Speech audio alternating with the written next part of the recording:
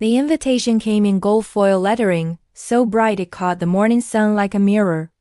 It smelled faintly of roses, the kind that came from imported bouquets, not garden bushes. In the corner, embossed in looping cursive, were the words, "Housewarming Saturday evening, Elder Lane." For a long while, Amelia just stared at it. The paper looked expensive enough to frame, but all she could feel was the weight of years. Years of being the older sister who stayed practical while her younger sister Rachel chased dreams that somehow always turned into real estate. Amelia's apartment, by contrast, still smelled faintly of damp drywall and reheated coffee. A rented place, 2 floors above a dry cleaner, the kind of home that vibrated when buses passed. She laid the invitation on the chipped kitchen counter, watching light dance across the gold edges. It almost mocked her. The text thread from her mother came next. "Your sister's housewarming party was so lovely. When are you going to catch up?" That sentence, innocent in tone, had lived inside Amelia's chest for weeks. It replayed itself while she folded laundry, while she scraped old paint off the windowsills, while she scrolled through listings she couldn't afford. Her mother's voice, kind but careless, had drawn a line between them. Rachel, homeowner, achiever, golden child. Amelia, still renting, still catching up. The drive to Elder Lane was lined with newly planted magnolia trees. Each house looked as if it had been peeled straight from a real estate brochure, gray stone facades, white pillars, trimmed lawns, cut to exact inches. Amelia's car, a 10-year-old sedan with a cracked windshield, looked like an intruder among gleaming SUVs. Rachel's house stood at the very end of the cul-de-sac, on a gentle rise that made it seem to look down on the others. A 2-story masterpiece of beige stone and black-framed windows, with French doors opening to a wide patio. Everything about it screamed, "Arrived." Inside, laughter echoed. Clusters of guests stood under chandelier light, holding champagne flutes that caught the sparkle of polished glass. A realtor's dream and a sibling's nightmare. Every corner was staged for admiration. The kitchen island was marble, the furniture white leather, the staircase curved like a movie set. Amelia moved through it like a ghost. She noticed the details, the art prints that used to hang in their parents' house, now framed in gold. The antique clock from their grandmother's estate, ticking softly above the mantel. It hit her like a slow-building bruise. How much of the past had been absorbed into this new monument to success? How much had been quietly taken? Rachel appeared at the top of the stairs, radiant in a silk dress that seemed to glow beneath the recessed lighting. Her laughter carried across the room, light, effortless, rehearsed. She hugged Amelia, cameras flashing behind them. For a brief second, Amelia caught a glimpse of the old Rachel, the sister who used to share ice cream on the roof of their childhood home. But it passed quickly, replaced by the hostess persona that knew how to entertain and impress. The speeches began. Rachel thanked everyone for their love, her voice trembling just enough to sound humble. She mentioned how this house represented years of saving and sacrifice, how she and her husband were blessed to build something lasting. Applause followed, echoing through the vaulted ceiling. But Amelia couldn't stop thinking about the old property papers she'd once seen their late father's signature. The division line he'd drawn years ago when he split the land between his daughters. Rachel had taken her half and built. Amelia had trusted the process, delayed her plans, and somehow lost her share in a maze of signatures and technicalities. A misfiled deed, a loophole, and a younger sister who always seemed to land on her feet. Later that night, when the guests had thinned out and the champagne fizz had faded, Amelia wandered into the backyard. The patio lights shimmered over the swimming pool, where the water looked like liquid glass. She could see her own reflection, tired eyes, forced smile, and behind her, the faint outline of Rachel inside the glowing house, laughing with her husband near the fireplace. That image stayed with her, her sister surrounded by warmth and admiration, while she stood alone at the edge of the light. And beneath that image, something darker began to stir. A quiet, burning question. How had this all happened? The weeks after the party unfolded like a slow unraveling. Neighbors began to talk. Posts on community boards mentioned the new couple on Elder Lane, how quickly they de-acquired the property, how the land records seemed oddly recent. It was small talk, but in property circles, small talk often hid big truths. Amelia started noticing patterns. She drove by Elder Lane more often than she admitted to herself. She saw construction trucks, contractors coming and going even after the completion. Something about it felt off, like the house was still being assembled, not structurally but legally. The documents, the permits, the ownership trail, they didn't quite add up. Late one evening, she parked across the street, engine off, lights dimmed. Through the curtains, she saw Rachel's husband, Greg, pacing the living room with the phone pressed to his ear. His posture was tense. He was arguing, his hand slicing the air as if trying to cut through invisible lies. Amelia's instincts, honed from years of watching others get ahead, whispered what her logic refused to say aloud. The house on Elder Lane wasn't built on solid ground. Not emotionally, not legally. And if she was right, the cracks would show soon, not in the walls, but in the paper trail beneath them. The next morning, a thick envelope slid under Amelia's apartment door. No return address. Inside, photocopies of deeds, dates circled in red, and a sticky note that simply read, "Look closer." Her pulse quickened. The land deed, the same one from their father's estate, had her own name on the survey line. Not Rachel's. The land on which the Elder Lane mansion stood wasn't Rachel's to build on. It was hers. For hours, Amelia sat motionless, the hum of the refrigerator filling the silence. It wasn't just betrayal anymore, it was theft, executed with precision and charm. And beneath the shock, a strange calm settled in. She finally understood why the invitation had felt like a taunt. Her mother's words replayed again. "When are you going to catch up?" Now she knew. Catching up wasn't about houses or status, it was about reclaiming what had been taken. Piece by piece, brick by brick, signature by signature. That night, she opened her laptop and began to dig property databases, county archives, legal forums.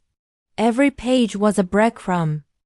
Every document, a glimpse of a secret arrangement that had rewritten her father's legacy. She learned about the transfer company Greg had used, the notary who'd vanished, the small development firm that existed only on paper. It was a puzzle, and she had the patience of someone who'd been underestimated too long. Days turned into nights, nights into documents.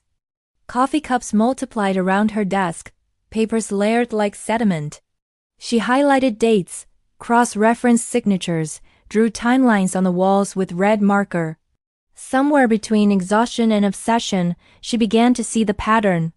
Rachel and Greg had acquired the plot under the pretext of a family consolidation, then filed for a construction loan in Greg's company name, using the property as collateral. It was a clean trick, one that relied on the elder sister never looking back. But Amelia was looking now. And what she saw was enough to burn the golden housewarming invitation to ashes. As she held the chart paper over her sink, the gold edges curling in heat, she whispered to herself, not words of anger, but of purpose. This wasn't about revenge. It was about justice. The next phase would require patience, precision, and proof. She'd have to step into a world of contracts, lawyers, and public records, a world her sister thought she'd never understand. But Amelia was done being the quiet one, the renter, the afterthought.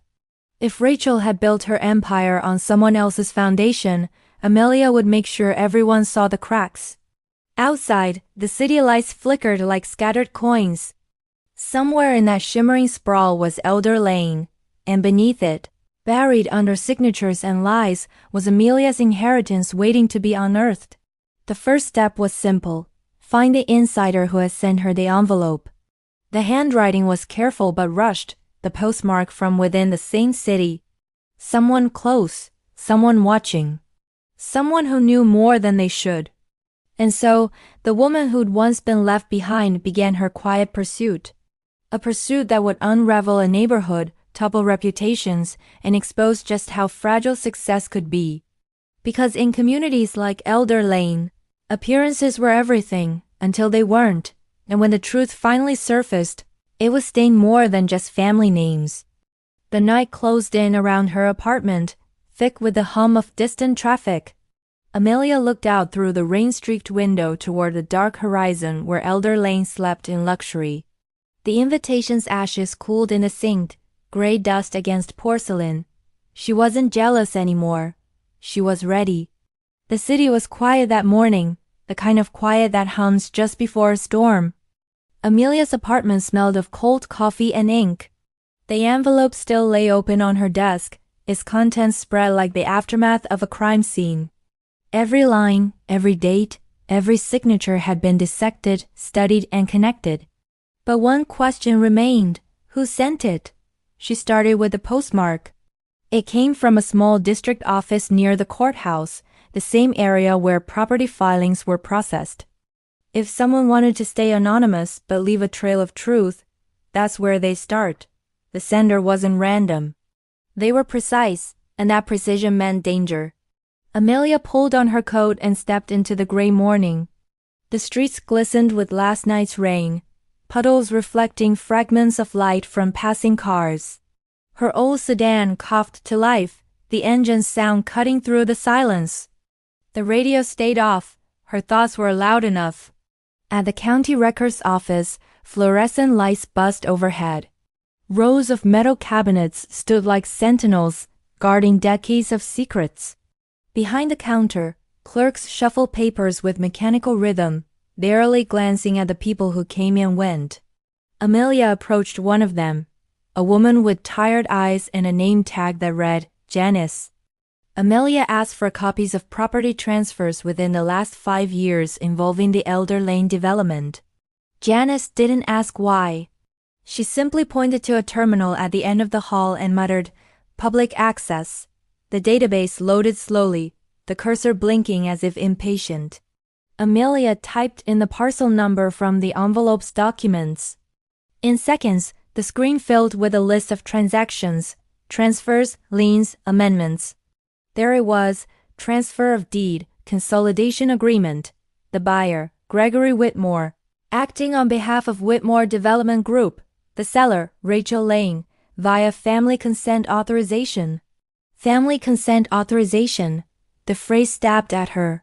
Her name should have been there. It wasn't. Instead, a single forged signature carried her father's initials, shaky, uneven, dated 6 months after his death. Amelia's stomach turned. She printed the records and highlighted the inconsistencies, but something else caught her eye. At the bottom of the page was an administrative approval, stamped and signed by a junior officer named E. Carver. Same name appeared on the envelope's postmark area, Carver. That had to be the insider. Someone from inside the county office who'd seen the fraud but couldn't expose it openly. Someone who believed she deserved to know. That afternoon, Amelia waited near the building's rear exit. Clerks filed out, one by one, until a man in a brown jacket and wireframe glasses appeared. He walked briskly, head down, holding a coffee cup and a folder. She followed at a distance.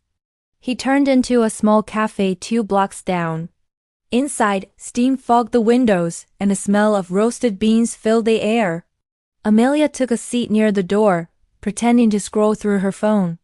When he sat down, she noticed his badge lanyard, E. Carver Records Department. He looked anxious, eyes darting toward the entrance every few seconds. Then, as if sensing her gaze, he looked straight at her. For a moment, time froze. Recognition flickered, not of identity but of purpose. She didn't need to speak. He understood. Carver stood, walked past her table, and as he did, he slid something across, a flash drive in a folded napkin. No words, no glance back. Just a whisper of motion and the quiet sound of a door closing behind him. Amelia's heart raced. She tucked the napkin into her coat pocket and left soon after. Outside, wind tugged at her scarf, clouds thickening above the city skyline. She drove home in silence, the flash drive feeling heavier than metal. At her desk, she plugged it in. A single folder appeared, Whitmore Group _transfers. Inside, dozens of scanned files, notarized statements, shell company documents, and confidential memos, each one more revealing than the last. Greg's company had been using multiple fake subcontractors to funnel funds through different accounts.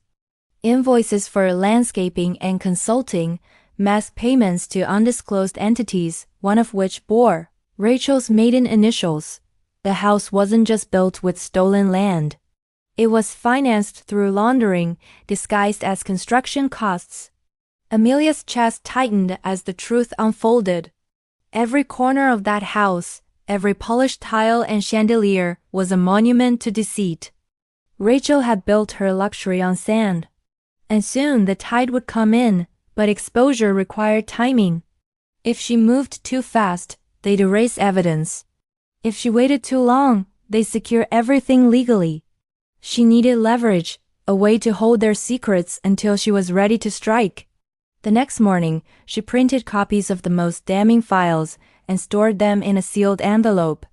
She mailed one to her lawyer, a quiet man named Mr. Briggs, who'd handled her father's affairs years ago, with no explanation.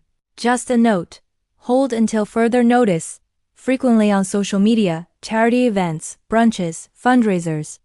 Amelia started attending some of those same public functions, blending into the background. She observed, listened, learned. It was at a community gala that she saw the first real crack. Rachel arrived late, her smile brittle, her husband absent. Whispers followed her, about a contractor threatening to sue, a bank calling in an early payment. Her laughter had a tremor now, her confidence a fracture. Amelia watched from across the room, champagne untouched. The same people who once praised Rachel's success now whispered about her debts. Perfection was a fragile thing. And when it began to crumble, it did so quietly, starting at the corners, unseen until too late. That night, Amelia drove past Elder Lane again. The house's lights were dim, the pool drained for maintenance. A for sale, private listing sign leaned discreetly near the gate. It hadn't even been a year since the housewarming. But she knew better than to celebrate early. People like Rachel didn't collapse, they adapted. If one property burned, they built another, unless someone stopped them at the foundation. The next week, Carver's name appeared in local news, county records officer under investigation for misconduct. Anonymous sources cited data leaks and unauthorized transfers. Amelia's blood ran cold. He'd risked everything to help her, and now someone had traced the leak. She deleted every trace of their communication, hid the flash drive in a hollow baseboard beneath her desk, and spent nights listening to every creak in the hallway. Her sister's empire was shaking, and with it, danger spread. Powerful people protected their illusions fiercely. 2 days later, a black SUV idled outside her building. Same spot. Same time. Engine running, lights dimmed. No one got out. Just waited. Amelia closed her blinds, heart pounding. The lines between family dispute and criminal territory had blurred. She wasn't just fighting for justice anymore. She was fighting for safety. The storm arrived that weekend, literal and otherwise. Rain pounded against her window as headlines spread online. Whitmore Development faces financial audit. Anonymous documents had surfaced, her documents, leaked to a journalist she hadn't even contacted. Someone else had taken the fight public. And she had no control over how the story unfolded. Rachel called the next morning.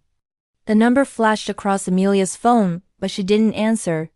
The voicemail that followed was short, brittle, and trembling, a voice that had lost its golden tone. "Amelia, we need to talk." She replayed it twice, then deleted it. There was nothing left to talk about. Truth had already begun to speak for itself. Over the next week, the story grew. Reporters swarmed Elder Lane. Neighbors whispered at the gates. Photos of Rachel, once the symbol of grace, now appeared under headlines about fraud, forged signatures, and false filings. Greg was subpoenaed. Rachel vanished from social media. Amelia watched it all unfold from her small apartment, the glow of the television painting her walls. Justice wasn't loud. It was quiet, deliberate, and irreversible. But it also came with collateral. She thought of Carver, suspended, maybe worse. She thought of her father's land, now a legal battlefield. She thought of Rachel, her sister, her rival, her mirror. How far could justice go before it began to look like vengeance? Outside, the rain softened to a drizzle. The black SUV was gone. In its place, morning light spilled across the street, washing away the storm's debris. Amelia made herself a cup of tea and sat by the window. The house on Elder Lane would likely sell soon, stripped of its pride, its glamour, its illusion. But her fight wasn't over. There were still signatures to dispute, assets to reclaim, reputations to restore. And under it all, a question lingered like a shadow. When the truth destroys a family, is it worth it? Her phone buzzed again, a new email. No subject, no sender. Just an attachment. FamilyTrust_revision.pdf. The file name froze her. Inside were scanned pages, her father's handwritten notes, drafts of a will she'd never seen. In the margins, a line stood out. If anything happens to me, Rachel will handle the transfer, under Amelia's name. Her breath caught. It wasn't just her property that was stolen. It was her father's dying wish. And someone out there wanted her to see it now. She leaned back, staring at the ceiling as the enormity of it sank in. The person leaking these documents wasn't just an insider. They were someone deeply connected, someone who knew the family, maybe even part of it. The pieces began to shift again, like a puzzle rearranging itself. Rachel's betrayal was just one layer. Something, or someone, had orchestrated much more behind the scenes. And Amelia knew this was only the beginning. The truth had cracked open, but the foundation beneath was darker than she imagined. As night settled again over the city, the gold house on Elder Lane stood silent, a monument to deceit, waiting for its final collapse. And far away, in a small apartment above a dry cleaner, a woman prepared for the next storm. Morning came quietly. The kind of quiet that hides anticipation, the kind that makes the air feel heavier than it should. Amelia sat by her small desk, the pale light from her window spilling over papers spread like puzzle pieces. The scanned document glowed faintly on her laptop screen, FamilyTrust_revision, PDF. Her father's handwriting filled the margins, looping and deliberate, each word drawn with the steadiness of a man who built his life on structure and integrity. But what caught her breath wasn't to the familiar handwriting, it was the contradiction buried within it. Her father's will had been altered. And the version everyone had seen, the version that had legally divided the property, wasn't the final draft. The date on this document was 2 weeks later. 2 weeks after his supposed final signing. 2 weeks after Rachel had claimed to deliver it to the lawyer. 2 weeks before everything began to shift. Her father had intended to name Amelia as the executor of the estate. Rachel had taken that role instead. And in the small gap between signature and submission, something or someone had changed the course of their family forever. Outside, sirens wailed faintly in the distance. The city was waking up, but Amelia's world had narrowed to the flickering cursor on her screen. She printed the pages, pressing her fingers against the ink, as though touching her father's thoughts one last time. The lines blurred briefly when her eyes stung with tears. For years she had believed her father's silence had been impartial, that he trusted both daughters equally. Now she understood that even in his final moments he had tried to protect her. But his intentions had been intercepted, edited, replaced. Rachel had stolen not just the land, but the truth of his love. It wasn't grief that filled Amelia now. It was something older, colder. The ache of injustice ripened over years of restraint. She spent the next several days combing through old boxes, calling archives, requesting copies of any legal correspondence between her father's attorney and the county clerk. Somewhere in those files, she knew, would be the missing bridge between drafts, the hand that had replaced her name with Rachel's. Her lawyer, Mr. Briggs, responded with quiet efficiency. He confirmed that no revised will had ever been officially recorded. But he also mentioned something else, a sealed letter her father had left in Briggs' office, addressed to both daughters. It had never been opened. Rachel, as executor, had insisted it was private family correspondence and had taken it home. It was never seen again. That letter might still exist. And if it did, it was the key. Days blurred into nights as Amelia retraced her sister's movements in the weeks after their father's death. Rachel had handled every detail of the estate funeral, lawyers, paperwork, while Amelia, lost in grief, had trusted her completely. Now she saw that trust for what it was, a door left unlocked. Amelia began visiting places from that time: the hospital, the notary's office, the lawyer's firm, the storage unit where their father's personal effects were kept. Each place carried echoes of him, his meticulous notes, his careful handwriting, his fondness for labeling even the smallest box. But the letter was nowhere. It had vanished like the space between two signatures. At the storage facility, an attendant mentioned something odd. Months ago, Rachel had visited the unit claiming she needed to move a few boxes for safety. She'd signed the logbook, taken 2 crates, and never returned them. Those crates were labeled F.L. Trust, Personal. Amelia thanked the man, though her throat felt dry. The missing boxes were likely sitting somewhere inside that house on Elder Lane, buried beneath polished marble and carefully curated decor. Hidden in plain sight. That night she drove there. The property stood silent, a hollow monument of wealth now tainted by scandal. Media vans had long since left. The gate creaked in the wind, its lock hanging loosely. She parked across the street, watching the faint light inside. The house was supposed to be vacant, but a dim glow flickered from the upstairs window, her sister's old study. Was Rachel still there, or had someone else moved in? Amelia waited, engine off, watching shadows shift across the curtains. Then slowly the light went out. The house sank into darkness again. Whatever secrets it held, they were asleep for now. She didn't go inside that night. She wasn't ready, not yet. This wasn't about trespassing or impulse. This was about evidence, and evidence needed timing. The next morning, she returned to the records office to meet with Mr. Briggs. He had gray hair now, a little thinner than she remembered, but his eyes carried the same calm that had once steadied her during her father's funeral. He confirmed what she already feared. The revised will was legitimate. The signature was verified by handwriting analysis. Her father had truly meant to give her the authority Rachel had claimed. But something in his voice hinted at hesitation. There was more. Something deeper he hadn't said over the phone. Briggs revealed that, shortly before her father's death, a second trust had been established, an investment trust linked to a dormant development project. The beneficiary was listed as family heirs. The trustee, Whitmore Holdings, Greg's company. Rachel's husband had been part of the family's financial affairs before her father even passed. This wasn't chance. It was a setup years in the making. Amelia left the office with her thoughts buzzing like static. The pattern was becoming clearer. Rachel hadn't just stolen land. She'd orchestrated an inheritance reroute, placing control in her husband's hands before anyone knew the full scope of his intentions. What had once looked like betrayal between sisters was now starting to look like conspiracy. That evening, Amelia began cataloging every discovery into a single folder.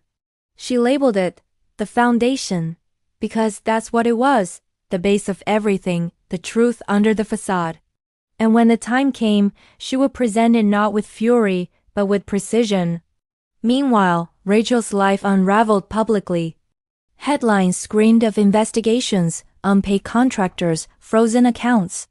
Photos of her stepping out of her gated mansion with dark glasses and pale expression filled tabloids that once called her the rising star of Elder Lane. Greg had disappeared, abroad for business, his lawyer claimed. But whispers said otherwise. Amelia didn't gloat. She couldn't.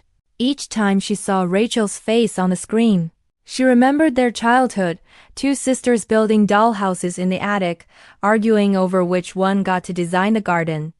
Now one sister's real house was collapsing under lies, and the other was left sifting through the rubble for truth. Still, Amelia couldn't ignore the possibility that someone else was pulling strings behind them both. The anonymous emails, the leak of her father's will, the precise timing of the documents, it all felt orchestrated. Too perfect, too informed. One night, as she sorted through her father's files again, she noticed a faint pencil marking at the bottom of one page, initials, E.C. Carver's, the same Carver who had risked his job to send her the first envelope. Could he still be working behind the scenes? Or had someone else continued in his place? Her mind circled the idea until dawn. Every story of corruption, she realized, had more than one villain. Sometimes the hand that writes the lie is different from the one that benefits from it. And in families built on legacy, betrayal often wore the face of loyalty. The following week, Amelia received another letter, this time delivered by courier. No sender, just a black envelope sealed with wax. Inside was a single sheet. "You're looking in the wrong place. The letter isn't in the house. It's where the will was signed." Her pulse quickened. The will had been signed at Hillstone Manor, an old estate her father had rented for business retreats. The place had been sold years ago, turned into a wedding venue. If the letter had been misplaced there, it might still exist, buried in storage, forgotten by time. 2 days later, Amelia drove to Hillstone.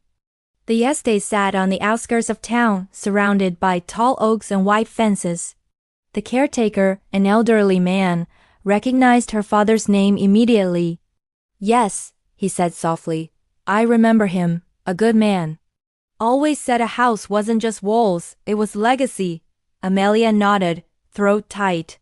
He let her search the archives room, a dusty space filled with old ledgers, forgotten boxes, and brittle paper that smelled of age and dust. Hours passed as she sifted through records. Then, tucked inside a worn folder marked "Client Correspondence," she found it, an envelope addressed in her father's unmistakable handwriting. "To my daughters." Her hands trembled as she held it. The seal was still intact. After years of silence, the man who built their home, their lives, their entire foundation, was about to speak again. She didn't open it there. Instead, she drove home in silence, rain streaking across her windshield like faint tears from the sky. The letter rested on the passenger seat, fragile, powerful, waiting. At home, she placed it on the desk beside her lamp. The light flickered slightly, as if the air itself knew what was about to unfold. Then, with steady fingers, she broke the seal. The paper inside was yellowed but intact. Her father's handwriting curved across the page in calm, deliberate lines. He spoke of fairness, of the mistakes he'd seen growing between his daughters, of his hope that love would outlast greed. He warned them that wealth could rot character, that trust could be twisted by ambition.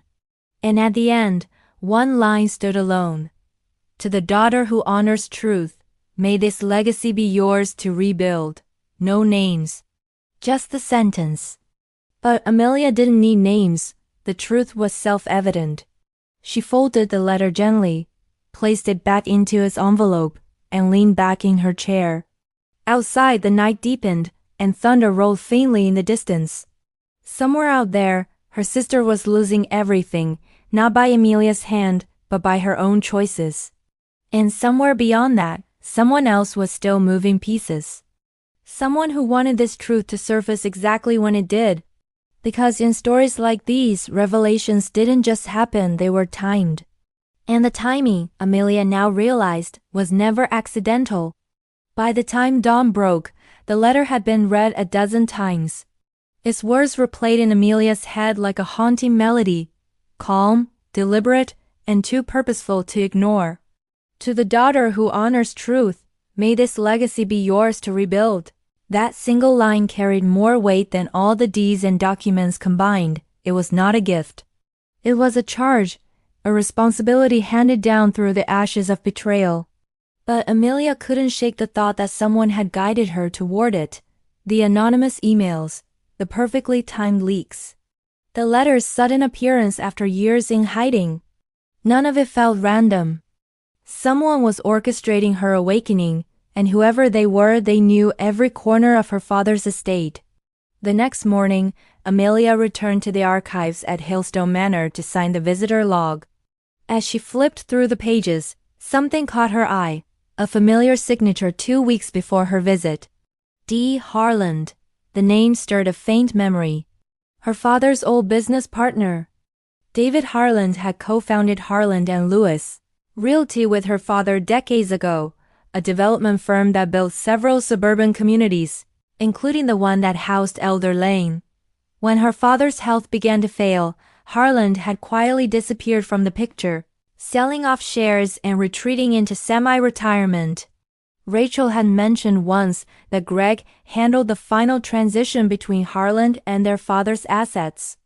Now, the pattern was forming again, names looping back, motives aligning. If Harland had been at Hillstone recently, he might know more about the missing documents. Or worse, he might be the one releasing them. Over the next few days, Amelia dove into business records, tracing every project linked to Harland & Lewis Realty. Most of the company's holdings had dissolved years ago, but one entity still existed, H&L Property Trust, quietly active under the management of a single trustee, Rachel Whitmore. The discovery left her motionless. Her sister wasn't just a beneficiary. She was managing what was once their father's legacy, now merged with Harland's assets. The web was bigger than she'd imagined. Rachel had inherited not just the land, but the machinery of manipulation, and someone had taught her how to use it. But then came another shock. Among the trust documents, Amelia found a list of limited partners. Most were shell corporations. One, however, stood out. A single name at the bottom of the list, printed in fine type, Lewis Group Holdings, CEO, Amelia Lewis, her own name. She'd never formed that company, never signed anything under that title. But there it was, tied to her identity, her tax records, her father's legacy, all without her knowledge. Someone had used her name as a corporate veil, and whoever did it had access to both her personal data and her family's financial structure. That meant inside help. The kind of help only an insider could offer. The thought sent a chill down her spine. It wasn't just about property anymore, it was about identity. Her name had been turned into a tool, a mask for transactions, a signature for deception. And the more she uncovered, the clearer it became that her father's death hadn't just left a void. It had left a map. Every line, every company, every quiet transfer led back to one unspoken point: control. The Lewis estate wasn't just real estate, it was power disguised as property. Amelia spent sleepless nights tracing signatures, cross-referencing account numbers, and drawing connection webs on her living room wall with string and thumbtacks. In the center, 3 names stood out like coordinates on a map: Rachel, Greg, Harland. Around them spun layers of shell companies, consulting firms, and subsidiary trusts. And beneath it all, one single unverified signature marked in red ink across multiple documents: D. Harland, the same man who'd vanished years ago. The same man whose name appeared at Hillstone weeks before she found the letter. If he was alive and active, he might hold the final key, or the final lie. While the city slept, Amelia began searching public filings for Harland's new address. Most records showed his residence as inactive, but one property surfaced, a private estate registered under a different trust name, Oakbridge Management LLC. The address was familiar. It sat just outside the very community her father had once built, a mansion overlooking the original construction site. The irony wasn't lost on her. The man who'd helped build the neighborhood now lived above it, like a ghost watching over his creation. The next morning, she drove there. The estate loomed behind wrought iron gates, quiet and immaculate. The lawn stretched wide, the air thick with trimmed hedges and money silence. Through the iron bars, she could see rows of windows reflecting the morning sun. It was the kind of property that whispers secrets have homes too. She parked across the street, pretending to check her phone, observing the property. No movement, no cars, only the faint rustle of trees. But then she noticed something odd near the gatepost, a small brass plaque engraved with a familiar crest. The crest of H&L Realty. The old company her father co-founded. Harland hadn't retired, he had rebranded. Quietly, strategically, under layers of new names.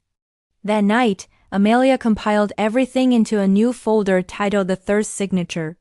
Because it was now clear that every fraudulent document, from the property transfers to the will revisions, bore not 2, but 3 players' marks.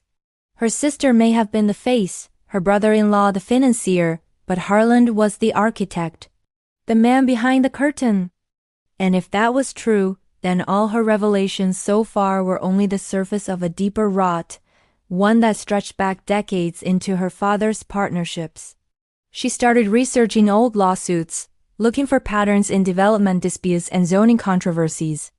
Buried deep in public archives, she found a name repeated again and again: Harland versus City of Brookvale. Each case centered around land use, construction delays, or mismanagement claims, all eventually dismissed or settled quietly. Each one, she realized, used different front companies tied to Whitmore Development. Greg had been Harland's protégé. That's how Rachel met him, through her father's old partner. The connection wasn't romantic at first. It was transactional. And when her father passed, Harland had already planted the seeds for his own resurgence through the Whitmores. Amelia leaned back in her chair, staring at the tangled web she'd drawn. The pieces fit too perfectly now. Rachel hadn't stolen her inheritance alone. She'd been guided, coached, used, and somewhere along the way she'd likely realized it, too late to undo, too deep to escape. In a way, Amelia almost pitied her. The golden sister wrapped in silk and deception, thinking she built an empire, when in truth she was only holding the scaffolding of someone else's scheme. Still, pity didn't erase damage. Her father's legacy had been gutted, rewritten, disguised. His name, the Louis name, was now scattered across companies that profited from deceit. The final page of Harland's public record listed a meeting scheduled 2 days later. Heritage Land Review, County Board, 10 a.m. The agenda included renewal of development rights for Oakbridge Estates. If Amelia was right, Harland would be there in person. And that meant, for the first time, she could see the man who'd built the lie. 2 days later, she sat in the back of the county boardroom as gray suits shuffled papers and spoke in polite monotones. Then, through the side door, he entered, David Harland. Older now, hair white, but his posture still carried that unshakable confidence that money breeds. He smiled faintly as he greeted board members, his handshake practiced, his tone disarming. No one here knew how much blood and betrayal stained the contracts he carried. As he presented his case, Amelia watched in silence. He spoke of revitalization, of continuing the vision of his late partner, Mr. Lewis. Her father's name rolled off his tongue like a charm, as though time had absolved him of treachery. But then, something strange happened. Halfway through his presentation, Harland paused. His gaze drifted across the room, scanning faces, searching. And then, for the briefest second, his eyes met hers. Recognition flickered. Not surprise, not guilt, just quiet awareness. As if he'd been expecting her all along. Amelia's breath caught, her heartbeat pounding in her ears. He didn't break eye contact. He smiled. A slow, knowing smile. And then he continued speaking smoothly, calmly, like a man who'd just seen a ghost and decided to welcome it. That smile followed her out of the room, all the way back to her car. It wasn't arrogance. It was message. He knew exactly how much she knew, and maybe even more. Back home, she couldn't shake it. The calmness in his eyes, the timing of the leaks, the deliberate breadcrumbs. What if Harland wasn't her enemy? What if he was the one orchestrating the exposure? What if he wanted the Whitmores ruined just as much as she did? The thought was dangerous, seductive even. Because in property wars, allies and enemies often wore the same suits. And truth, like real estate, was never given, it was negotiated. She stared at her wall of evidence again. The red threads connecting names and companies now looked less like chaos and more like a design. A map leading somewhere she hadn't reached yet. Somewhere beneath all the contracts and betrayals, a deeper secret waited. Something her father had tried to protect, Harlan had tried to control, and Rachel had unknowingly destroyed. And Amelia, caught between all three, was now the last heir standing on the ruins of a dynasty. Rain fell hard that night, heavy enough to make the city blur through the glass. Amelia sat by her window, watching water streak down the pane like ink running from a secret she wasn't meant to read. Every discovery so far had pushed her closer to the truth, but not the truth. Something still hid beneath the paperwork, beneath the signatures and company names, beneath even her father's letter. For days, she had replayed Harlan's expression from the board meeting. That faint, deliberate smile, the kind a man gives when a chess piece moves exactly as planned. She had thought she was the one uncovering the puzzle. Now she wondered if she'd been guided to. On her desk lay a printed copy of an old development map. It showed the Elder Lane subdivision, with each parcel marked and labeled. But faintly, under the ink of modern lines, there was an older blueprint, a different layout, nearly erased by time. At its center, in a faint pencil outline, was a rectangle labeled L Reserve Plot. Her father's initials. The parcel wasn't part of any modern record. It didn't appear in the county registry or the Whitmore Group's holdings. It had been erased, deliberately.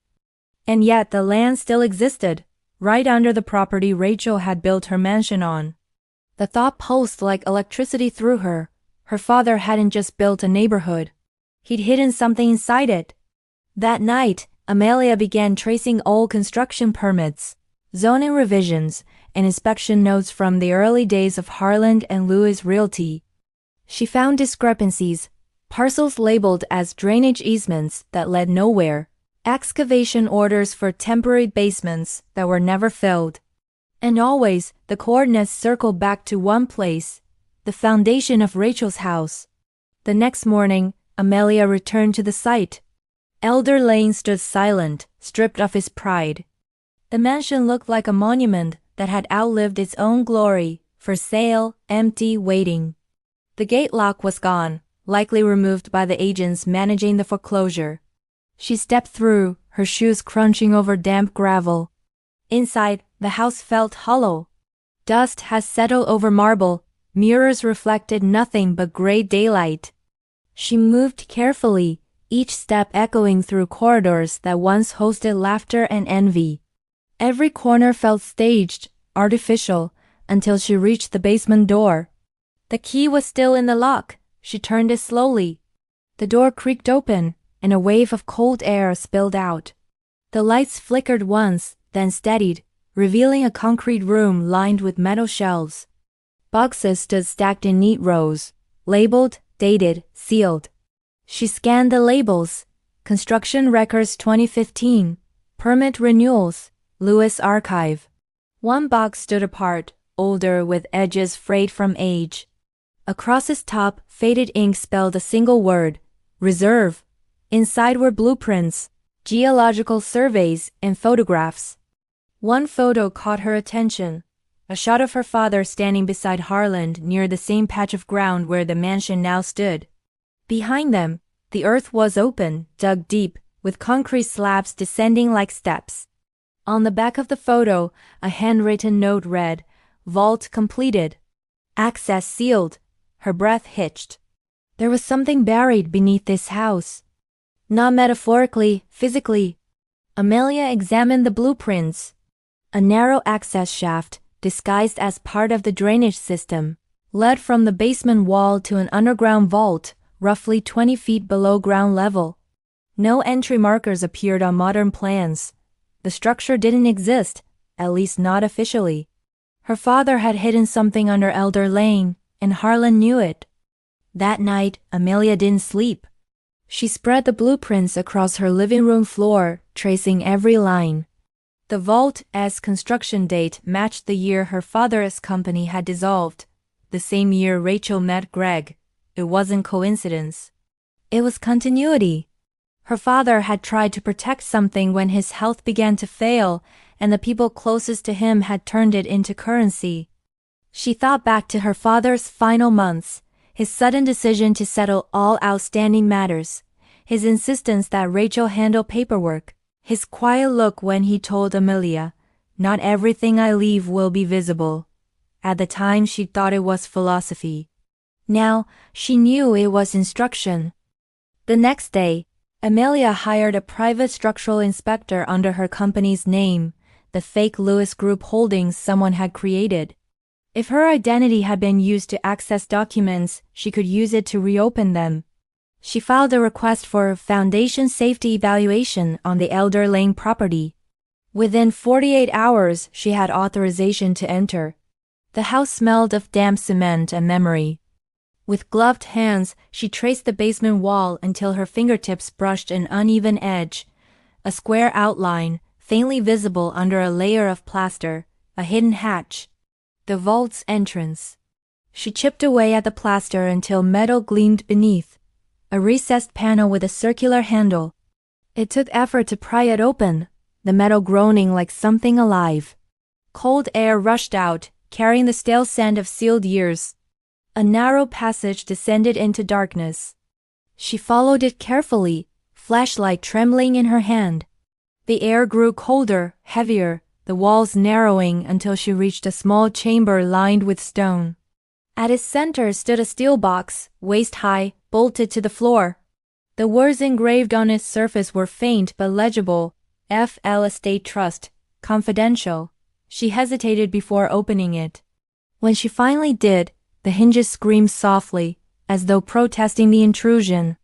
Inside, beneath a layer of dust, lay folders, legal, financial, historical.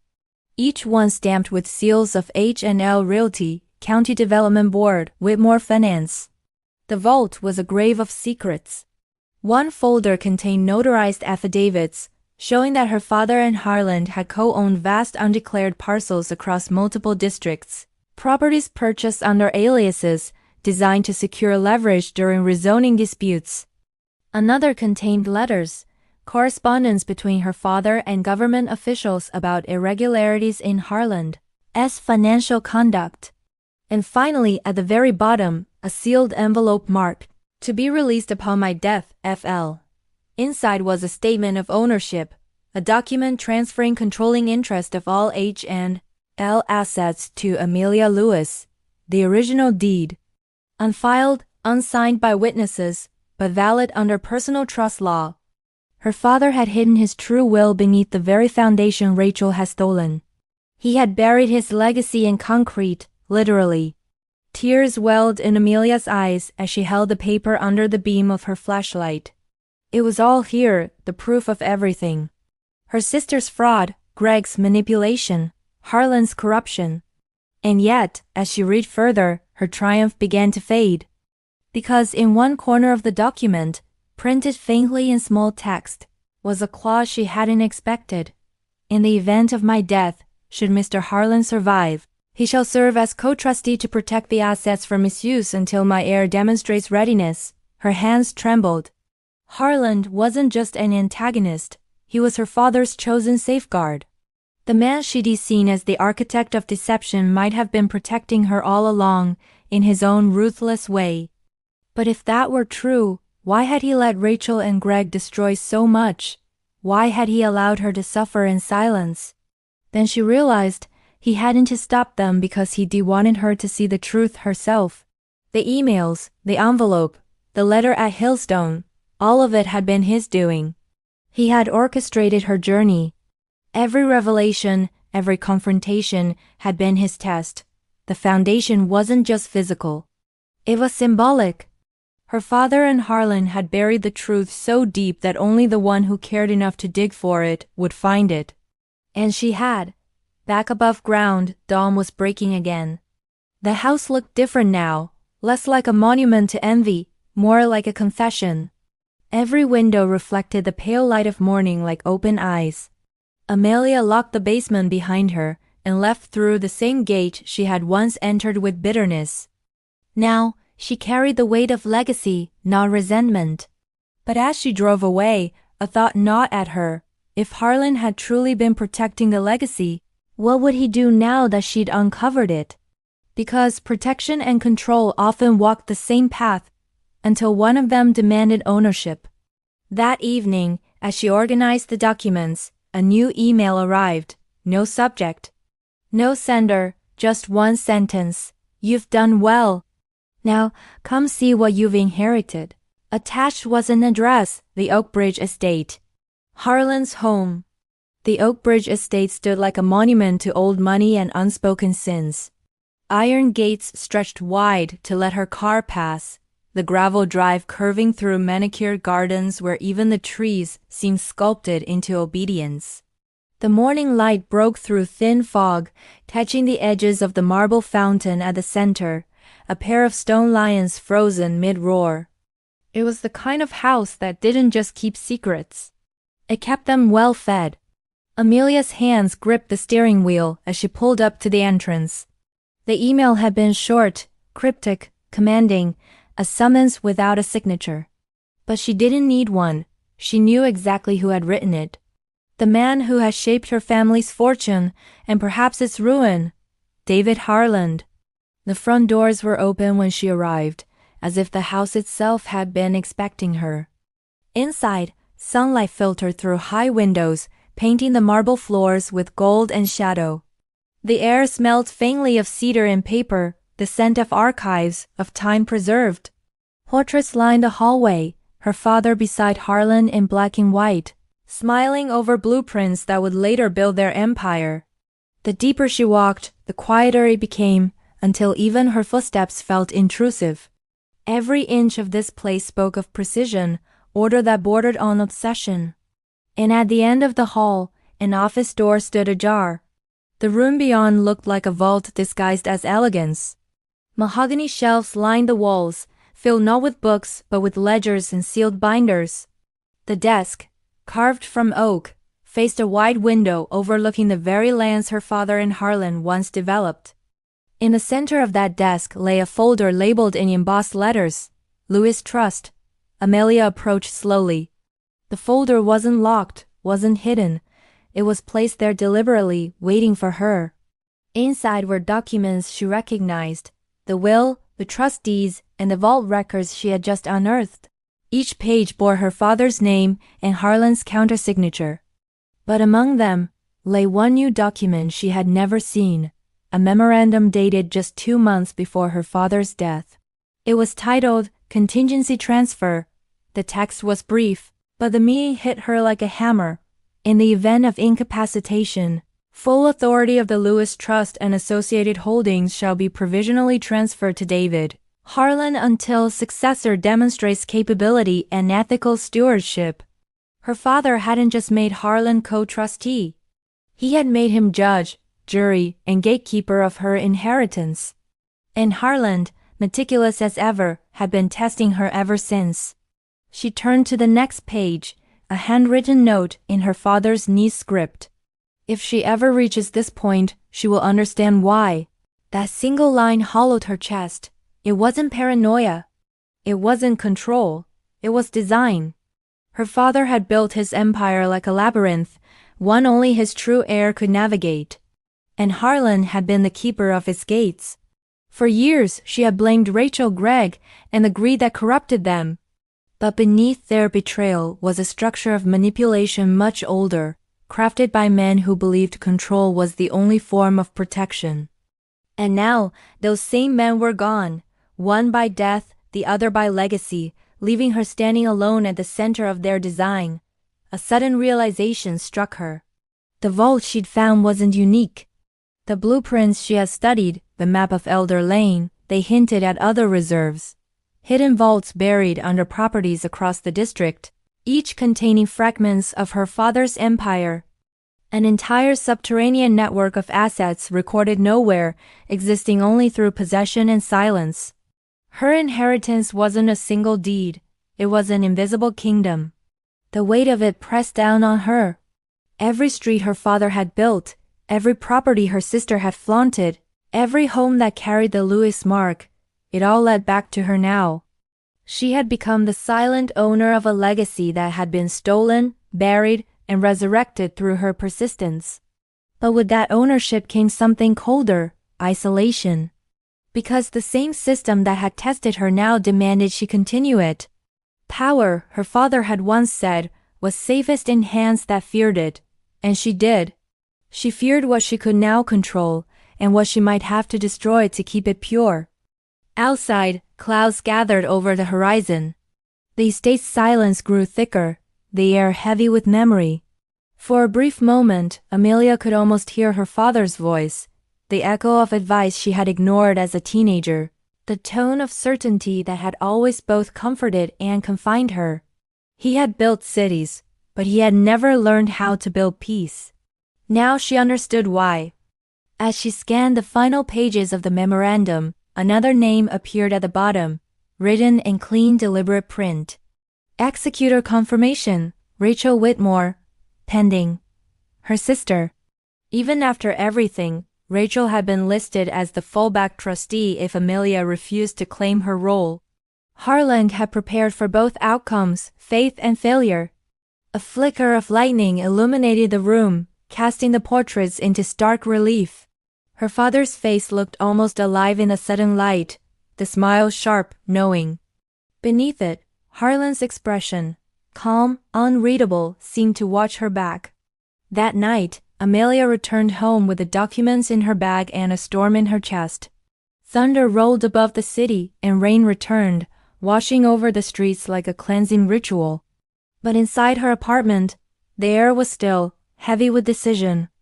She laid the papers out across the table, organizing them into timelines, not of crime but of inheritance. At the center, she placed the memorandum and her father's letter. Then she added the vault photos, the trust transfer sheets, and the false company registration that bore her name. All of it pointed to one final truth. The empire had never truly left Harland's control. He had merely been waiting for her to become capable enough to take it. The capability came at a cost. Every empire demanded a sacrifice, sometimes money, sometimes morality. And as Amelia looked around her small apartment, the place that had seen her struggle, her doubt, her awakening, she realized that simplicity would no longer protect her. She was stepping into a world where legacies devoured people alive. Her laptop chimed. Another email, no sender again. Only coordinates. GPS markers arranged in a pattern that formed a circle around the entire Elder Lane district. 10 points. 10 vaults. Each one connected by an underground corridor system designed decades ago. Each one still intact. Her father's empire wasn't just symbolic. It was physical, a network beneath the city, buried under layers of suburban pretense and family politics. And Harland had been guarding it in silence. For a long time, Amelia sat motionless, staring at the glowing coordinates. Then she opened a map app, entered the first set, and watched as it pinpointed a familiar location, the same gated community where the Whitmores once held their parties. Another was beneath a public park, another under a construction site for luxury condos, another beneath an old shopping plaza her father once owned.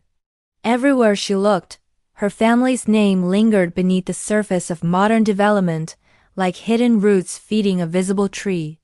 And now every route led back to her. When dawn broke, Amelia made her choice.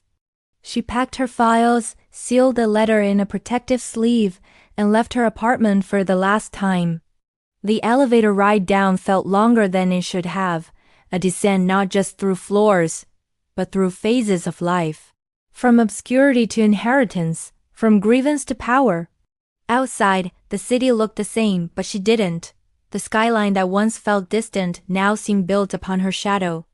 The streets her father had planned decades ago were hers again, whether she wanted them or not. And somewhere, in the marble halls of Oakbridge, Harland was likely watching. Not with malice, not with warmth, but with the quiet satisfaction of a man who had completed his design. He had tested her integrity through loss, her resolve through injustice, and her courage through truth. She had passed every trial, and now the burden he carried would shift onto her shoulders. But as Amelia walked away from Oakbridge, she knew something Harlan might not have expected. She would not rule this legacy as her father had. She would not hoard power behind locked vaults and silent partnerships. She would rebuild it, transparently, fiercely, and clean. And she would ensure that every deceit built on its soil was stripped away, even if it meant burning the empire to its foundations. The rain had stopped by the time she reached the city's edge. The sun was breaking through, weak but persistent, painting the skyline gold. Amelia paused for a moment, watching the light spill across rooftops that once symbolized everything she lacked. Now, they were all just extensions of her father's unfinished will, a legacy not of wealth, but of endurance. Still, deep in her chest, a quiet unease stirred, the feeling that this was not the end, only another layer peeled away. For if Harlan had orchestrated every step, then perhaps even her newfound freedom was part of his design. And somewhere within those 10 coordinates, she sensed, lay the true secret he had never spoken, the one she was meant to find last. Something worth burying under entire neighborhoods. Something powerful enough to make even men like Harlan tread carefully. The first vault opened just before dawn.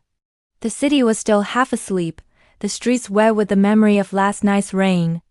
Amelia stood in the service corridor of an abandoned maintenance tunnel beneath the Whitmore development site, one of the coordinates sent to her in Harlan's final message.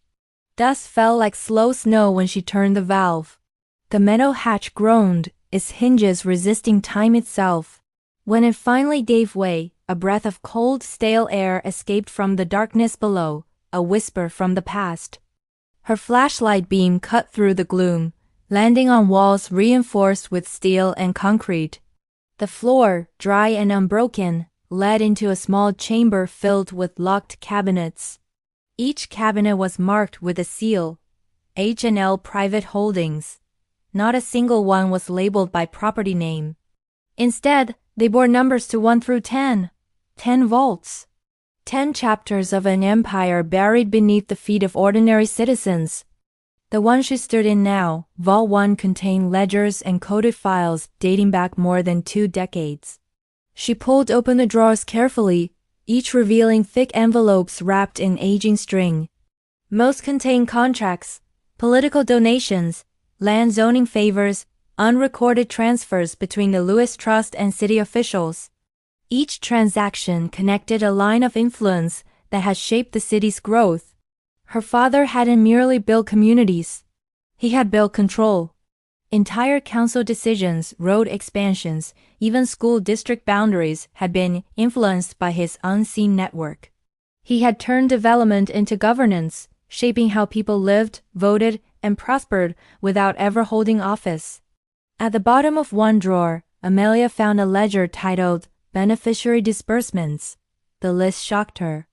Payments made to sitting council members, journalists, and auditors. Names she recognized, some still active, some long gone. Her father's empire hadn't just owned land. It had owned silence. As she leafed through the papers, a pattern began to emerge. Every major, public works project in the past 30 years had threads leading back to H&L Realty. Every scandal that vanished before reaching headlines had been quietly buried in these tunnels, just like the vaults themselves. She felt her pulse quicken. This wasn't inheritance, it was exposure waiting to happen, and now she held the keys. For a long moment, she just stood there, the light trembling in her hand, her breath shallow. Her father had always spoken about building something that would last forever. Now she understood what he meant. Not homes, not wealth, but influence that could outlive morality itself. She took photographs of the ledgers, uploaded them to an encrypted drive, and resealed the vault. Then she moved on to the next coordinate. Vault 2 lay beneath a derelict shopping plaza, a place that once housed his company's early offices. Its entrance was hidden behind a rusted utility door, disguised under layers of graffiti. Inside, she found boxes labeled environmental assessments. But the files weren't about pollution or safety, they were about cover-ups. Old maps revealed that several residential zones had been built over unstable ground, their foundations reinforced illegally. Documents show signatures of inspectors bribed to overlook violations. Her father's empire had literally been built on compromised earth, profitable yet dangerous. If those records were released, entire neighborhoods could be condemned overnight. She backed away from the cabinets, her flashlight trembling again. The deeper she went, the more her father's legacy turned from brilliance to burden. Each vault was both a crown and a confession.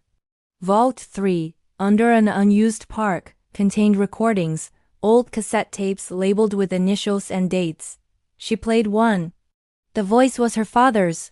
Calm, steady, talking about maintaining leverage, about Harlan's impatience, about the daughter's futures. Then, a second voice, Harlan's, measured, colder. Control the assets, he said. Emotion is liability.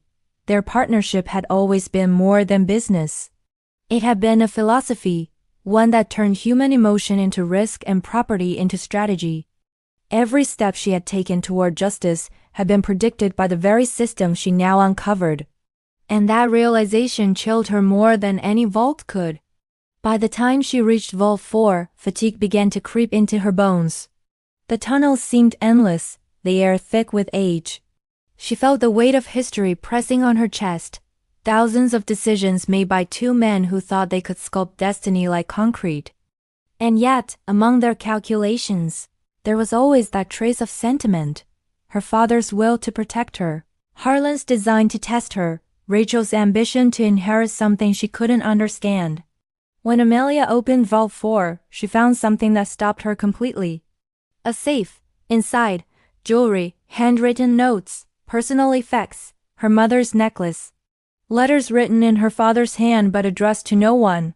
He had kept pieces of his family here, buried among his crimes, as if trying to keep the memory of love safe from the corruption above.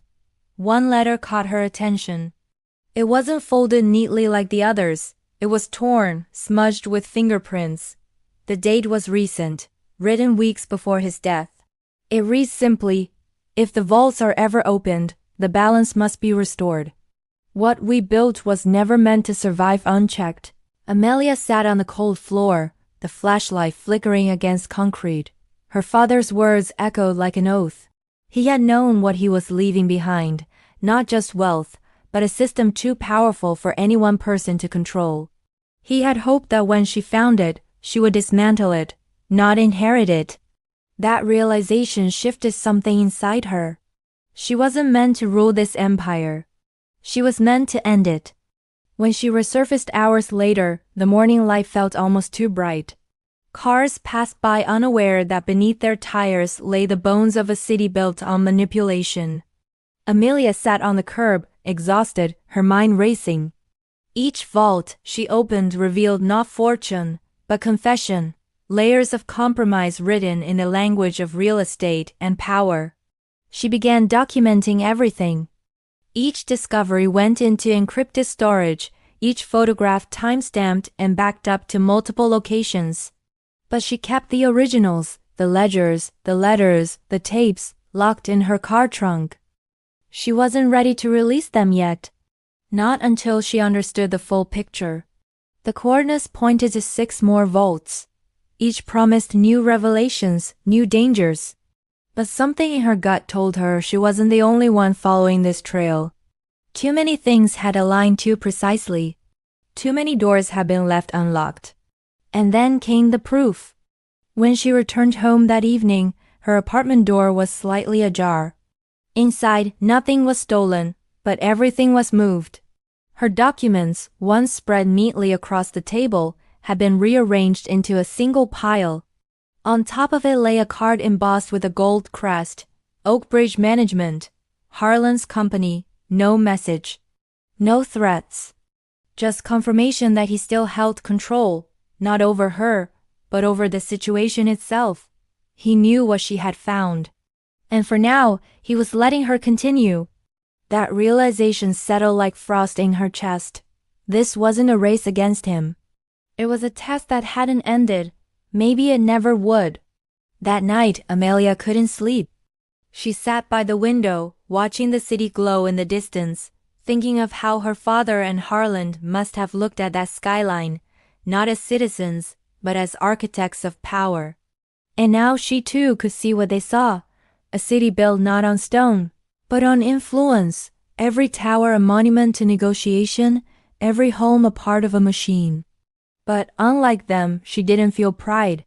She felt burden, responsibility, and an undercurrent of fear. Because if even one vault's contents leaked, the entire city could collapse under scandal and litigation. If she destroyed the evidence, history would repeat itself. And if she tried to expose it all, she might not live to finish it. The inheritance she had chased for justice had become a ticking bomb. Sometime before dawn, she made her decision. She would open every vault. She would map the entire network. And then, she would decide not as a daughter, not as a victim, but as the last Lewis left with a conscience. When the sun finally rose, Amelia was already in her car, engine running, map in hand. The next coordinates waited like unlit fuses. The storm wasn't coming. It was already here, buried beneath the city her father had built, waiting for her to unearth it completely. The morning her name appeared in the papers, Amelia didn't even know she had become news. She learned it the way ordinary people learn about disasters, from whispers in a coffee shop, a flash of her face on a television she hadn't turned on, the murmured words, Louis Air, carry like wind through strangers' conversations. The headlines were cold, deliberate, secret network of underground vaults, tied to late developer's daughter, city launches audit of Elder Lane properties, inheritance scandal shakes historic Lewis family. Her private war had become public. Someone had leaked the vault coordinates, not all, but enough to stir panic. And the precision of the leak told her who it was. Harland, the architect of control, had done it again, tightening the noose not around her, but around everyone else. By exposing the existence of the vaults, he forced the city to react, to investigate, to fear. He had turned her into the face of revelation, while he remained the shadow orchestrating it. By noon, the calls began. Lawyers, journalists, city officials. She ignored them all. Her apartment building swarmed with cameras. Reporters shouted her name as she slipped out the back door, the hood of her coat pulled low. Each step felt heavier than the last. It wasn't just the burden of inheritance now. It was survival. The city she had tried to protect was defending itself, not with law or logic, but with noise. Papers twisted her into every shape they needed. The whistleblower, the traitor, the fraud, the reluctant heiress. Everyone wanted her version of the story, but no one wanted the truth. That night, she drove until the city lights faded behind her. Her phone buzzed constantly, messages from numbers she didn't recognize, threats disguised as offers, sympathy laced with greed. But one message stood out. No number, no name. Just 4 words. You opened it wrong. She pulled over, staring at the screen. The words pulsed like a heartbeat. She knew instantly who had sent it. Harland again. His game wasn't over. The next morning, the first vault was sealed off by the city council. Police tape wrapped around the site, drones hovered overhead, and news anchors spoke of illegal underground structures. They called it a scandal of urban planning, a corruption case decades in the making. But they didn't understand. It wasn't corruption they had found. It was evidence of how deeply the city's progress had been engineered. Amelia watched the reports from a motel room on the outskirts of town. Every vault she had opened had now become a crime scene. And though she was the one who had uncovered them, she was also the only one who could decipher them. The officials wouldn't find the ledgers, she had taken those. They wouldn't find the letters, she had locked them away, but the tapes. She wasn't sure anymore. One of them was missing. Vault 3. The one with the recordings of her father in Harland had contained 6 cassettes. Now there were 5. She searched her car, her bags, her folders. Nothing. It was gone. Someone else had been in those tunnels after her. She drove back into the city under the cover of night, parking near the closed construction site that hid Vault 3. Guards stood by the perimeter, but she knew another way in, through an old drainage shaft that connected 2 of the vault corridors. The air was damp and metallic, the sound of dripping water echoing like faint footsteps. When she reached the chamber, her flashlight beam landed on footprints, fresh, deep in the dust. They led to the empty slot where the missing tape should have been. And beside it, faintly visible in the dust, a footprint larger than her own, angled outward as if someone had turned sharply and left in haste. Someone else had taken the recording. And whoever it was had known exactly what to look for. Above ground, the world spun faster. Government investigators claimed they were taking over the sites. Developers released statements denying involvement. Old allies of her father began distancing themselves, selling shares, resigning from boards. The empire that had once seemed untouchable was fracturing in real time. But beneath the chaos, Amelia sensed something worse: coordination. The timing was too perfect, the leaks too measured. It wasn't exposure, it was orchestration. Harland wasn't panicking. He was pruning. The vaults were no longer secrets to be hidden. They were pieces to be played. And by placing Amelia in the spotlight, he had shifted every gaze toward her, away from himself. By the end of the week, subpoenas began arriving. Her lawyer, Mr. Briggs, reached her through encrypted mail, urging her to cooperate. But Amelia didn't respond. She couldn't afford to.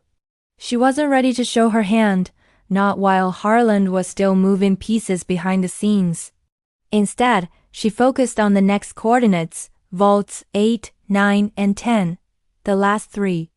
If Harland wanted her to stop, these were the ones he feared her to find. Vault 8 lay under an unfinished condominium project, one of Harland's latest ventures.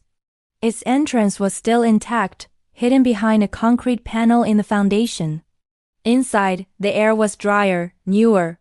This vault had been maintained. The shelves were cleaner, the files neatly labeled.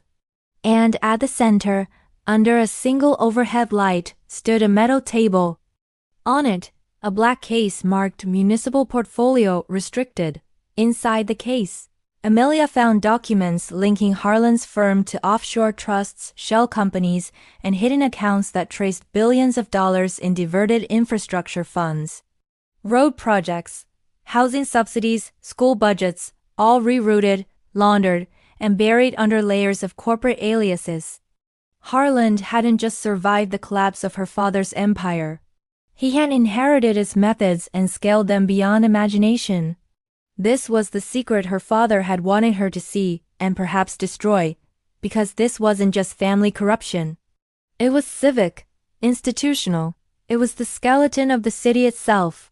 But as she scanned the final pages, something glimmered under the table, a small silver device blinking faintly.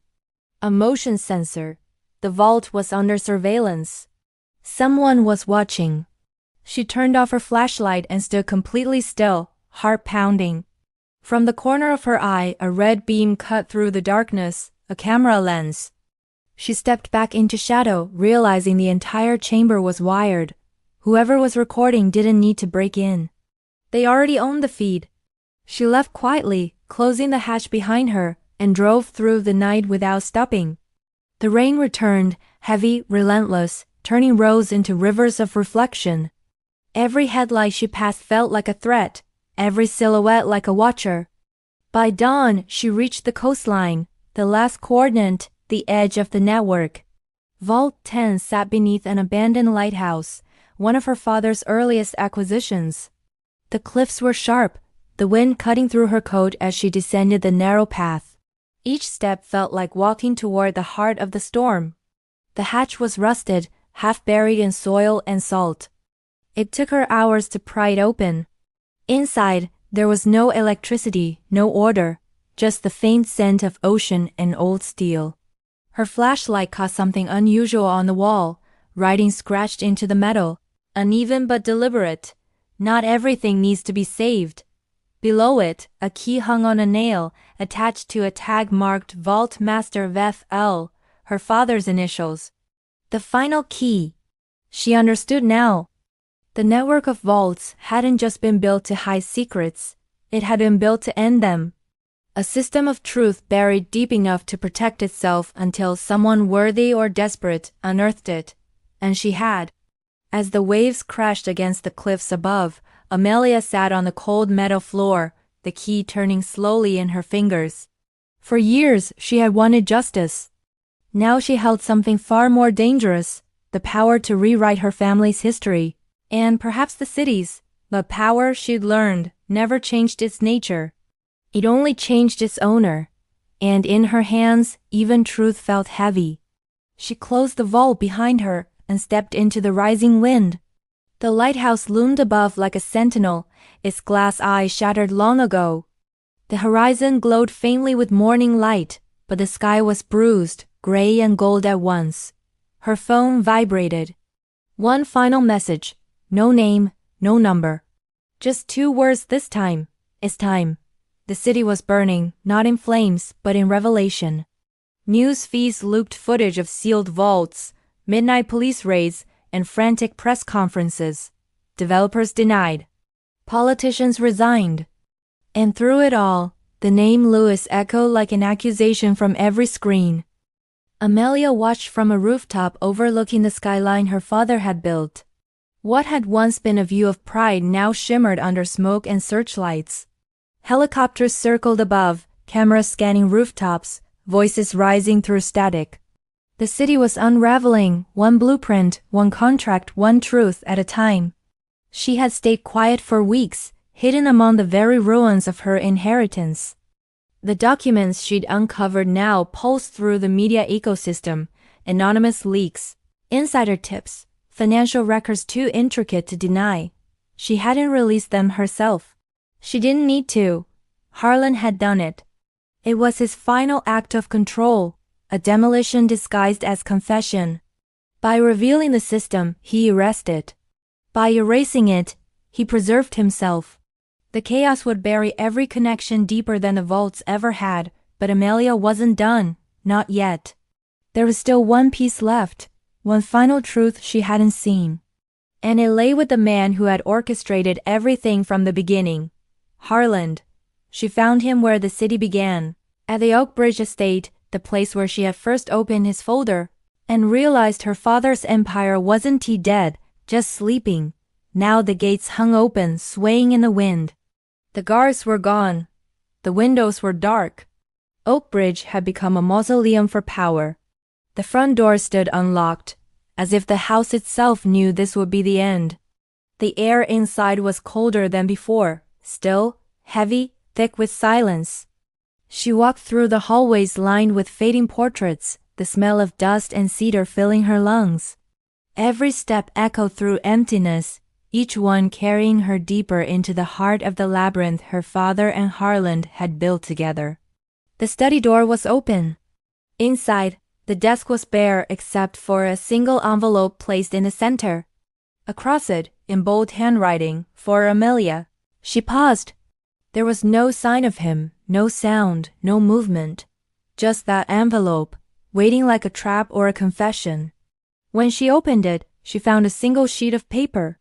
Typed words, formal tone, signed with the initials DH. By the time you read this, the system we built will have collapsed. You will inherit not wealth, but knowledge. You may choose to expose it and let it consume the city, or you may choose to preserve it and become what your father intended, its steward. Every empire ends twice, once in fire, once in silence. Decide which end you prefer. The letter trembled in her hands. There was no apology, no justification. Just inevitability. It wasn't instruction. It was abdication. On the desk beside it lay a brass key, small, ornate, marked with the crest of H&L Realty. The same crest she had seen on her father's old blueprints, on contracts, on deeds. She lifted it, feeling the cool metal press against her palm. On the underside, engraved faintly, were 3 letters, FLH. Her father, Louis, Harland, the trinity that had built and destroyed everything. She understood now. The vaults weren't Harland's way of hiding corruption. They were her father's way of preserving accountability, a record of every wrong, every bribe, every compromise, waiting for the moment when someone strong enough to face it would surface. But Harland had twisted it, reshaped it into a mechanism of control. The legacy meant to protect truth had become a prison built from it. And now, standing in the ruins of that prison, she was the last key holder. Outside, thunder rolled over the city. Rain began to fall again, the kind that carried the scent of change, metallic, raw, alive. Lightning flashed through the window, illuminating the shelves that lined the study. Rows of ledgers, contracts, and photographs, fragments of history, of empire, of decisions made by men who believed they were gods of land and law. But beneath the thunder came another sound, footsteps. Slow, steady, deliberate. Amelia turned. Harland stood in the doorway. Age had hollowed him, but his eyes still burned with that calm fire, the look of a man who saw the world not as chaos but as architecture. He didn't speak yet, his presence filled the room like gravity. The silence between them felt heavier than any word. He stepped closer, moving like someone crossing the floor of a church.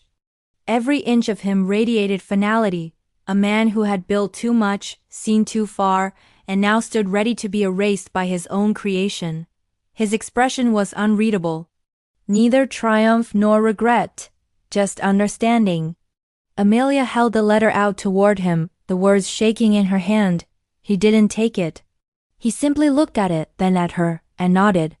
As if to say, "You know what to do." And then, without a word, he turned and walked past her, his footsteps fading into the echo of the empty hall. By the time she followed, he was gone. The main door stood open, the rain pouring in across the marble floor. Outside, the city lights flickered under the storm like candles struggling for breath. For a long time, Amelia stood there, the key clutched in her hand, her reflection trembling in the wet marble. Her father's voice echoed faintly in her memory. "Not everything I leave will be visible." Now she understood what he meant. Some legacies were meant to be seen. Others were meant to be buried, not in secrecy but in mercy. That night, she returned to the coastline. The lighthouse where she had found the master key stood against the wind, its beacon long dead, its structure groaning under the storm. She descended the cliffs again, rain pelting her coat, waves crashing below. The vault's hatch waited in the darkness, the final lock unturned. Inside, the air was thick with salt and silence. She placed the key into the master slot and turned it slowly. The sound echoed through the chamber, a deep metallic click, like a door sealing shut somewhere deep in the earth. The floor vibrated. Lights flickered on one last time, illuminating the walls, lined with plaques bearing the initials of every partner, investor, and official tied to the empire. Each one engraved in gold. Each one tarnished, and then the lights went out. She understood what the mechanism had done. The vaults were connected. By turning the master key, she had triggered their collapse. Each chamber would seal permanently, the air systems shutting down, the tunnels locking behind reinforced barriers. The empire was burying itself. Forever. She stood in the dark, listening to the distant rumble, not destruction, but closure. The weight of decades of deceit settling into permanent silence. Her father's final wish, fulfilled not by a builder, but by his daughter. When she climbed back up, the storm had begun to break. The rain softened, the clouds thinning into morning haze. The first light of dawn spilled across the sea, painting the waves in pale gold. The world above had changed, louder, messier, more aware, but beneath, the foundations were quiet again. She watched the horizon for a long time, the wind tugging at her coat. The key hung from her hand, glinting faintly in the light. It was over. The empire was gone. But she wasn't. In the distance, the city began to wake. Sirens, traffic, voices, the hum of ordinary life returning. And for the first time, Amelia felt no anger, no grief, no vengeance. Only release. Her father had built an empire of concrete and secrecy. Harlan had turned it into control. Rachel had tried to turn it into status. But she, the one who had inherited all their ruins, had finally turned it into truth. And truth, she realized, was the only foundation that could never be buried. The storm passed, but it left the city changed. Not in the way disasters destroy, but in the way revelations rebuild, slowly, uncertainly, like sunlight breaking through clouds that no longer know what they're hiding. For days, headlines lingered. Investigations continued.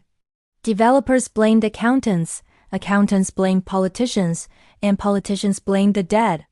Everywhere, the name Lewis hung between condemnation and awe, the name of a man who had built the city these bones, and a daughter who had uncovered its truth. Amelia stayed quiet. She watched the noise from afar, unseen among the crowd she had once envied. The world above spoke of corruption, scandal, legacy, power. No one spoke of intent. No one spoke of the girl who had closed the vaults and buried her inheritance under the ocean's edge. She had become invisible again, and somehow that felt like peace. Her apartment was gone, her old life erased by choice. She lived now in a small cottage near the cliffs, a place where the sea's endless rhythm drowned the echoes of ambition. The windows faced the horizon, and every morning the light spread across her floor like a slow confession.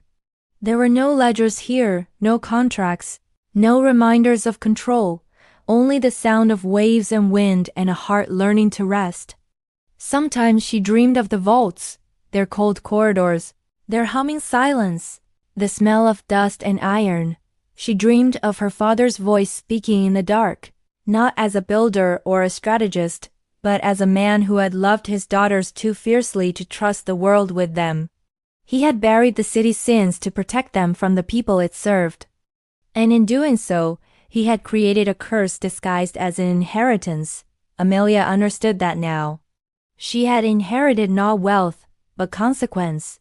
And by choosing to end it, she had freed more than just herself.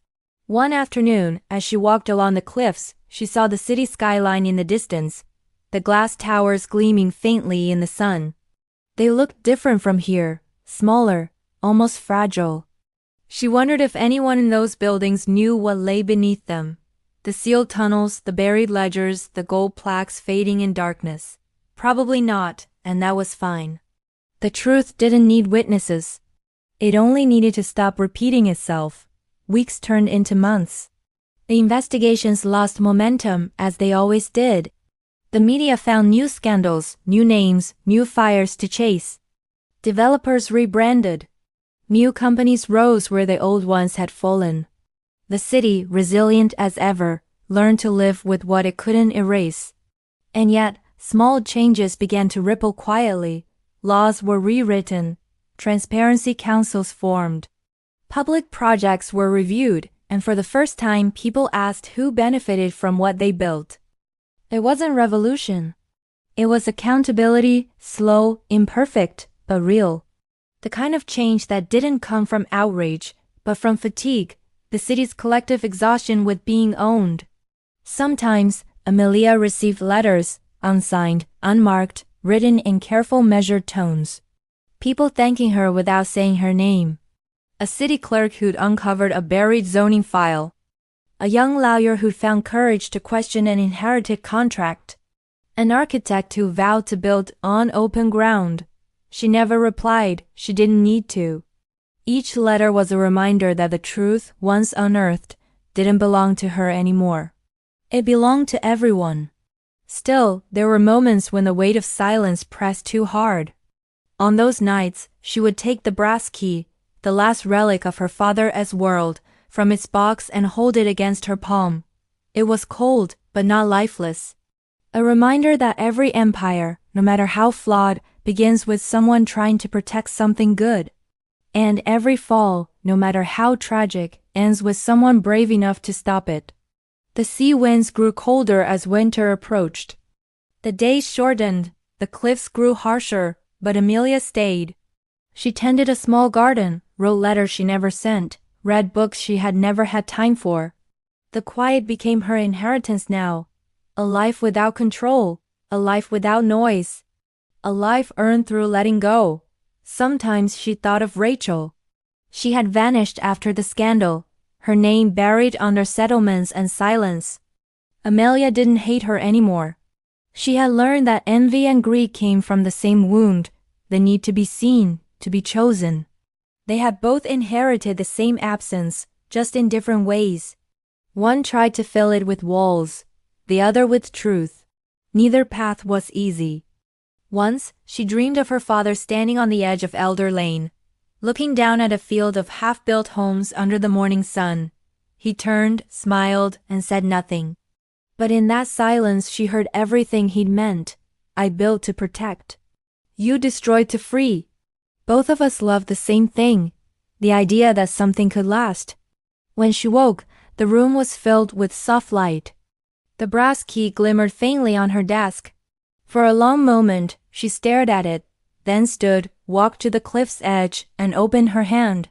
The wind caught it, a brief flash of gold against the gray, and then it was gone, swallowed by the sea below. No more vaults, no more locks. No more guardians of truth who mistake power for purpose. As she turned back toward her cottage, the sky broke open with the color of dawn, that pale, forgiving shade of light that always follows a storm. The same light that had once glinted off Elder Lane's windows, now softer, humbler. A city reborn in the distance, no longer hers to control, but hers to watch quietly from afar. Amelia paused at her door, breathing in the salt air. For the first time in years, she felt the ground beneath her as her own, not inherited, not stolen, not built by someone else's design, just earth, unclaimed, unowned, alive. She smiled faintly.